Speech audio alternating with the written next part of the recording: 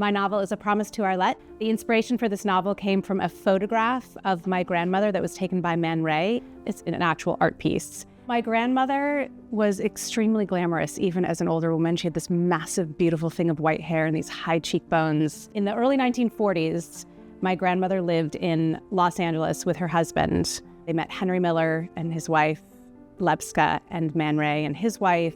And my grandmother was like the host of them all. She threw these elaborate parties, and everyone knew her as like this supreme hostess. She ended up moving a little bit later in the 40s, lived on the coast of Big Sur. Man Ray and Juliet would come up from LA and spend the weekends there, and Henry Miller and his wife Lebska lived there. And my mother was a baby at the time. And so Henry Miller and Lebska's children were also little. My grandmother was raising my mom with them because she left her husband and became a single mom really early on.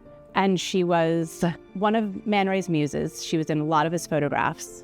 There's a famous photograph of my grandmother that is in an actual art piece. They took a lot of self-portraits, so Man Ray is in a lot of the photographs with my grandmother and his wife. There were rumors of threesomes between Man Ray and his wife, my grandmother. It was a very bohemian, avant-garde, sort of wild life that they lived.